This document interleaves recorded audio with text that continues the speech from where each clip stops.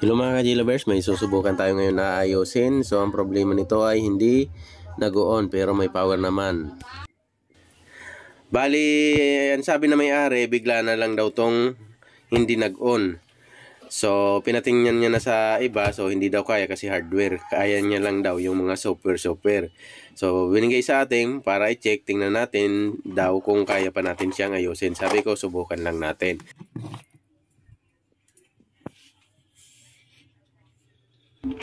Bali yan, may warranty seal pa mga ka-G-Lovers. Tara, butasin na natin to. Ito yung magaganda niyan mga ka-G-Lovers kasi naka-warranty seal pa. So, ibig sabihin tayong una makaka-repair nito mga ka-G-Lovers. Tara, butasin na natin to, tingnan natin.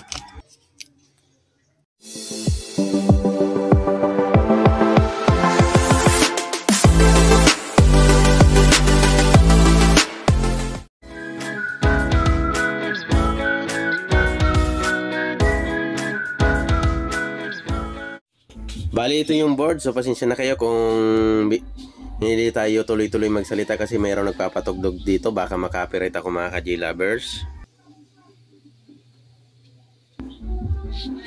So, lakas pa naman magpatugtog. So, tingnan nyo mga ka-G-Lovers. Wala pa siyang history ng repair. So, aalamin natin kung ano ba yung problema nito. Tingnan natin. Bali, una ko munang ginagawa kasi chinik ko na to kanina, mayroon naman supply dumadating dito na 19 volts. So, una natin gagawin ay ititest natin yung mga capacitor na malapit sa may power supply. So, dapat yan magbaser yung may shorted. Kung wala naman, hindi naman niya magbabaser. So, check natin isa-isa yung mga malapit sa supply muna. Bali, sa pag-check ng capacitor, ang kabila may baser yan kasi naka-ground. Ang kabila dapat hindi magbaser. Pero pag nagbaser, kaabilaan o both sila sa magkabila nagbaser, ibig sabihin shorted yung capacitor. So, tingnan natin.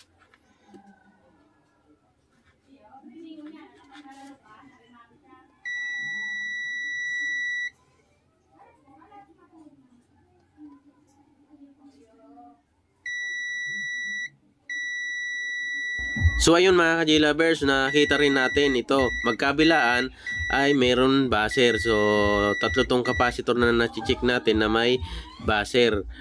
So sa DC-DC yata to.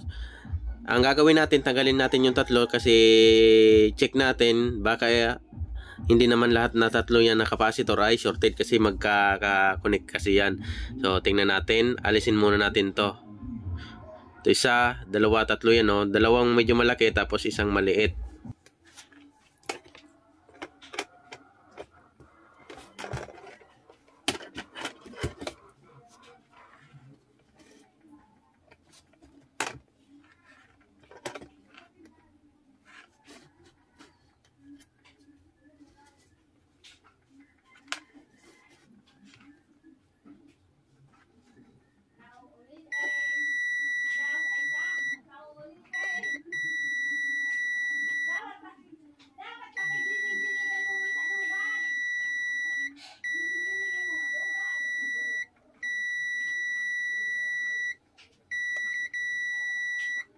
So ayan na mga ka-G-Lovers, ito kailangan natin tanggalin to tapos check natin dyan sa tatlo kung alin ba yung may tama. Pwede kasing tatlo, pwedeng isa lang o pwedeng dalawa. So ito na, tinanggal ko na yung board para ma-hot air na natin. So itong board na to mga ka-G-Lovers ay easier na to ay napakahirap tanggalin. Talagang napakatigas to kahit medyo mataasan mo ng heat yung anon mo, hot air. Talagang matigas yung mga capacitor tanggalin kasi napakataas yung temperature na ginamit na lead dito. Kaya medyo matagal ko to bago ko naalis yung mga capacitor na to. Kita na natin yung shorted. So meron na tayong pampalit na rin dyan. Yung dalawa good. Ito yung shorted. Iniwalay ko na. I-test natin.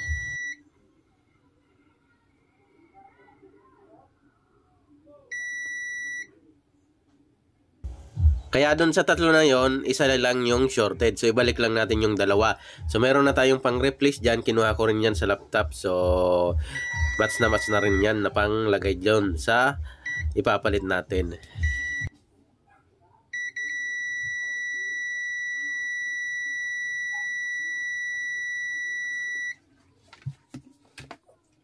So, bali ito na mga ka-J-Lovers, na-replacean na natin. So, kita nyo, meron pa tayong mga plugs dyan. Yan, na-replacean natin.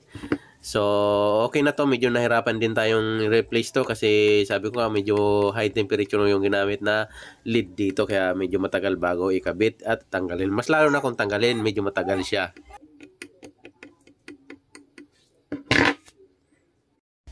So, bali ito na mga ka-J-Lovers, okay na siya, gumana na siya. So, tingnan nyo maigi na nag-on na siya. So, one click naman, buti nakuha natin yung shorted dun sa may DC-DC. So, yan, okay na siya. Hindi ko pa kinabit yung battery muna kasi drain na drain yung battery. So, i-charge ko lang muna tong battery. Tapos, testingin ng maigi. Tapos, bigay na din sa may-ari.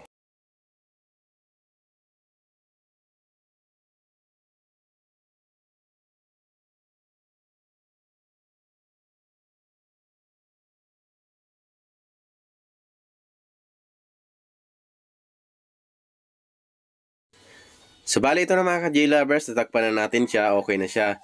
So, binabad na rin natin, okay na, pwede na natin itong ibigay sa may ari. So, thank you very much sa lagi nyo pagsubaybay sa ating channel. Maraming salamat mga ka-J-Lovers. Thank you.